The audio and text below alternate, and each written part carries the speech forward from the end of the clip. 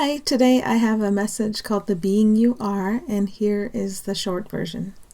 When someone helps you to find a density within yourself, then their being is also here for the part where you relax out of it, this density, falling into the being you actually are together. The core of our false identities is repellent, even if it has an attractive veneer. It is the beingness we share that holds the comfort you seek. Whatever you think the great tension over there is, it is a tension that can be undone within you now. And then before the next statement came, it was like this big wall. I felt very certain that I couldn't get to the next statement. So it's like a huge layer of defensiveness. And then finally it came. You are not this or that. You are what everyone is. To try to be this or that is to cling to instability. Okay, so back to the beginning. When someone helps you to find a density within yourself, then their being is also here for the part where you relax out of it, falling into the being you actually are together. So I have had experiences of feeling a sense of something repellent when a person comes to mind. And I don't fall so much for all the thoughts the ego wants to send me about the person, but what I'm aware of is this huge feeling of, when you try to put the wrong ends of a magnet together, it's repellent, it's a force that repels. And it feels so big, and I always put my hand over my heart when I feel it, and I just like clutch, and I'm thinking, okay, what's going on here now? How do we get out of this sense of, because as much as we think we especially like someone, under that veneer of I like you more than the other guy, you're better than that other guy, it's like, you know how you scratch a lotto ticket? That's the thinnest veneer, right? You scratch that off. Underneath is the repellence. Like, oh my gosh, we hate each other. We, as persons, excuse me if the language is really off and not accurate, because I'm still kind of stunned by seeing this, but persons were invented to either fake love each other or hate each other. Now, hate isn't real and can never be real, and neither can the fake love. What's going to be here when all of that misperception is washed away is just the only thing that's real is just love. But to discover this repellence, if I were to experience it with you, let's just say an awkward moment, there's a repellence in that moment. It wouldn't mean that I don't love you, but because of course my being and your being are the same being, and that's what love is. It's this weird thing we have going on the surface that is either attraction or repulsion, and it's the same thing. And I'd almost say, and this is the person, right, that I'm in a panic about it. Seeing each new layer about the mistake I made and the how vast the misperception is. Just, I get reactive to that, which is funny because the whole point of this is to drop out of reactivity. But it's much better to face it like this than it is to have some highly unpleasant life experience that would take me to the root of myself also communicate that to me. So this is relatively mild, but to understand that apparent liking of persons is hate, but then right behind that, of course, hate isn't real. That's not real, but it is hate, and it's I've seen it before.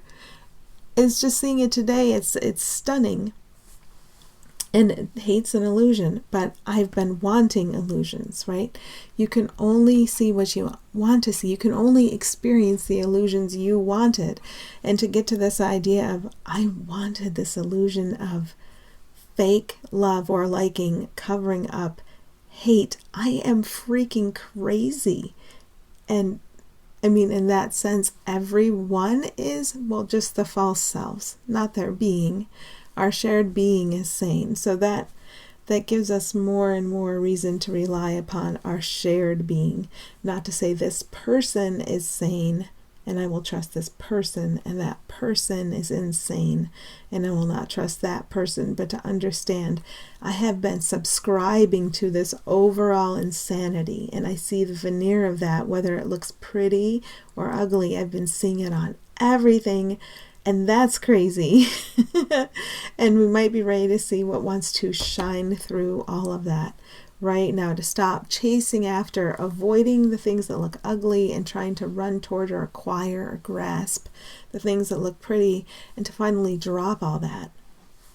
Okay, so when someone helps you to find a density within yourself, that someone for me this morning was someone on Facebook who posted about something gruesome, and so I felt repulsed by that.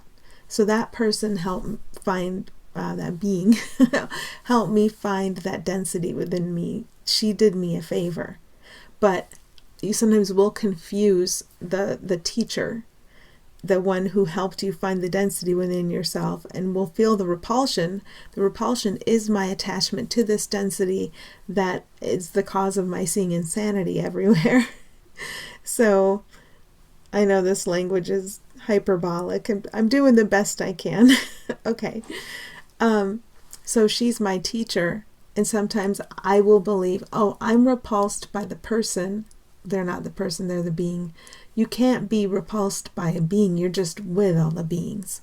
So I kind of have to be carried down, down, down, down through the levels to our foundation, where I'm shown, look, this repulsion and attraction that's the crazy. That's the crazy. So just come down to your foundation. Here she is, where you are. Here you are in the sanity together. And that sanity can beam through anyone or anything in your perceived environment. And you're the one who recognizes that sanity is present behind everything, and who allows it to beam forth through everyone and everything. And so I stop, I know this word's wrong, mislocating it. I stopped trying to find it in the veneer I made out of fear. I stopped trying to find sanity there and decide to trust this piece of the surface, but not that piece of the surface. I start remembering to trust what is underneath the surface of everything and what is joined.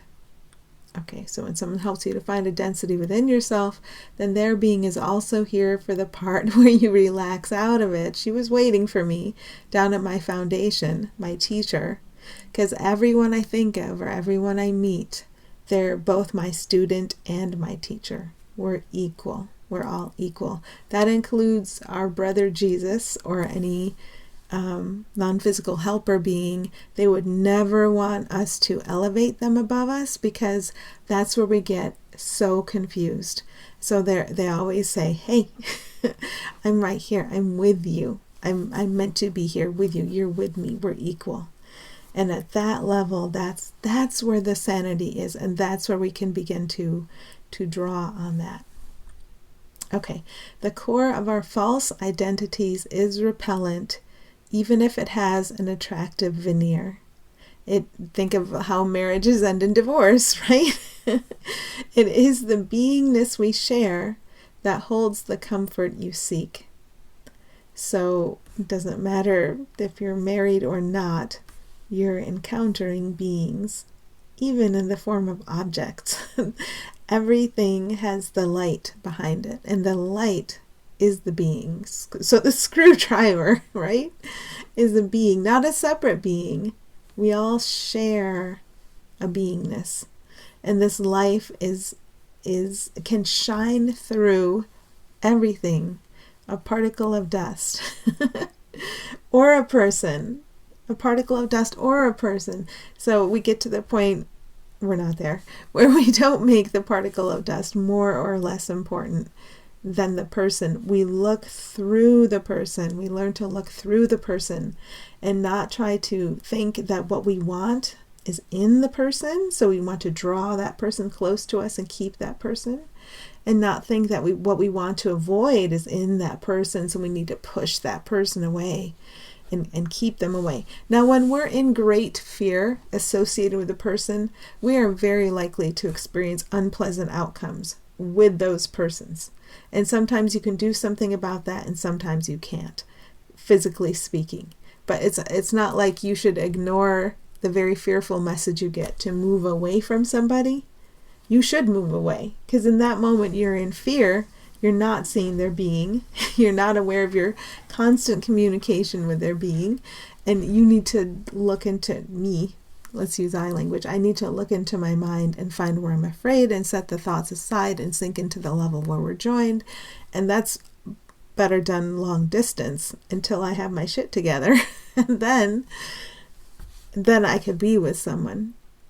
So sometimes you can't remove yourself from a situation, but what I can always do is look within, find the thoughts I'm believing, set them aside. And we train hard to learn to do this with our thought. So when we're in a situation when it seems we can't move away from what seems repellent or what seems fearful, we can still do the work we need to do. Okay. I really prize my ability to move away. So when I said that, I got scared. So I'm taking a moment to take the thought, I'm going to be in a situation where I can't get away. Set it aside. I see I'm mistaking I for the body, but the real beingness, the I, the true I, is in everyone and everything. So, you can only be scared if you've misplaced your identity. And I do it all the time. So we're training to come back into the true sense of our identity. The core of our false identities is, I said that. Okay, even if it has an attractive veneer, it is the beingness we share that holds the comfort you seek. So no matter what situation you are in, where you are, who you're with, what's happening, there is a great light. And for now, think of it as behind everyone and everything. Or think of it as shining down upon everyone and everything. Or think about it as present within and beaming out from everyone and everything, and don't forget yourself. And that is what's here to trust in. When we're focused on the light, then if somebody seems to have a repulsive veneer, it doesn't affect us in the same way. If someone seems to have a very attractive veneer, it doesn't affect us in the same way. And so what we need to do is get beyond the veneer to the reality of everyone and everything and rest there and dwell there. Why? Not because you have to do this job for someone else. It's because you want to be happy. You're tired of being unhappy, and your actual happiness is the light. That's the only way to be happy. The ego would tell you your happiness is in getting and acquiring and keeping, and also being able to avoid and push away. And ego's wrong. How often? 100% of the time. So if I want to be happy, I'll return to the being, the shared being I am, and learn to rest there. Whatever you think the great tension over there is, it is a tension that can be undone within you now. So remember that we're projectors, we project. So whether it's a war over there, I have felt so bad about making time and space that I'm trying to take the wrath of God and point it towards something outside of me, right? Some wrongdoing. So this isn't in the individual sense. It's hard to explain, but I'll just get it out. I'll project a war over there. There's the real wrongdoing. It's located outside this body. I'm not the wrongdoer. And then the wrath of God can descend upon that problem and not me. That's what we do when we project. We project fearful surfaces seemingly outside of ourselves. So whether it seems to be an enormous thing or a small thing. Yesterday I got caught in a thought loop, and it seemed I was at a musical, and it seemed that someone near me, when people were walking down the across the row of seats to get to their seat, you pull your feet in. I had these ideas of like good conduct and bad conduct are my teachers lately. You pull your feet back so they have an easier time getting past you, right? And I do it like I do it to the extreme. I try so hard to get out of people's way. And the person next to me seemed to make no attempt to get their feet out of the way. And I got busy being dumbfounded by that. So I was projecting outward, here is someone who's not helpful. And then I would look at this false self here and say, this self is trying to be helpful. That self isn't even trying to be helpful. And get into a judgment loop about that. So whether it seems to be very small and insignificant, no one tripped, no one got hurt, everyone was fine. It doesn't matter. It's the same exact thing. We take our sense of unease and separation and wrongdoing and we project it outward. So I saw the person in that seat with the feet. I saw them as the wrongdoer. We have opportunities through the entire day to relax out of our insanity into the shared being that we are. And it's practice. That person's my teacher. I'm very magnetized to getting stuck at looking at the perceived wrongdoing. If you drive behind me at night so close that I can't see your headlights, I'm going to have a hard time sinking into our shared beingness. That's our job, though. And it doesn't mean I won't pull over to just let you go by. I will. But in that moment, that's my job. I've projected the wrongdoing outward, and I'm trying to deflect punishment. Look at that. That one's the wrongdoer. Look at that one over there. It's not me.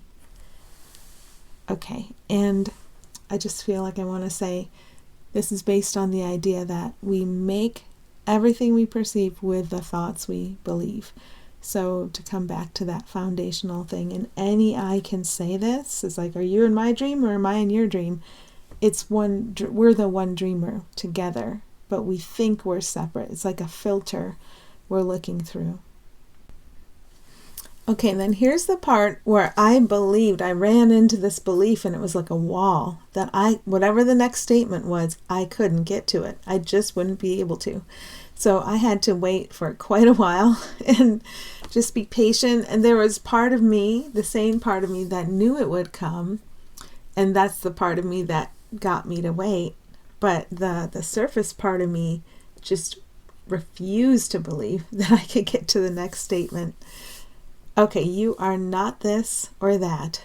You are what everyone is. And isn't that what we're resisting when we come up with these separate categories and definitions for ourselves, when we have these rules and expectations, when we make dire predictions based on observing someone else and finding their faults and projecting their faults into a future? Again, no one tripped over that person, no one scolded that person, everybody was fine. A disabled person had to walk in front of us and get to his seat, and everyone was fine. So, excuse me, you are not this or that. You are what everyone is. And that's my opportunity as I move through my day. The temptation to think you are this thing and I am that thing it's magnetic. It's very magnetic. And that's the temptation I can resist. When I feel the pull of that desire to find you different than I am, I can just rest, because I know the sane place where I don't get carried away is where we're equal and the same and here and calm and open and receptive. So that's what I'm working on doing today. I'm working on staying in this place and not wandering away. Okay, to try to be this or that is to cling to instability. So in everyone I meet, I can project fear upon them. That's my option. And if I do, then I think their surface is what they are. I think they're a body, and I think they're a personality. I think they're people. And if I try to cling to some aspect of what I think the person is, then I see myself signing a contract for a ride of ups and downs, a wild ride. And it's like the maturity in us now can not pick up the pen and just be here and think, okay, I know who you are. You're the same as I am. And you're innocent forever. And even if we see these veneers upon each other, we don't have to be fooled by that. It's like a maturity we're walking into, and a memory. We're remembering who we are together, and that we don't have to try to have a wild ride with each other.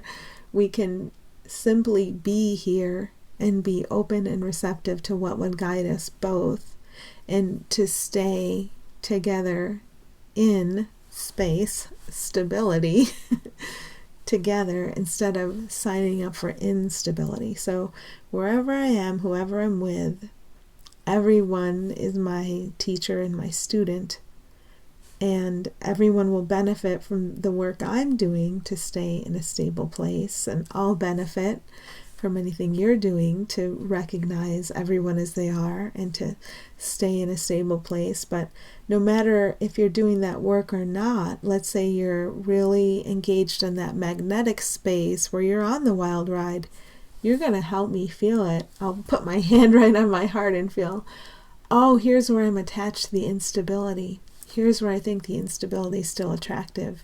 Here it is. Thank you. Because you could not have highlighted that better for me, where I'm still attached and where I can relax out of it. So everything helps. Everything works. Everything's here to support us. So thank you for listening, and happy healing today.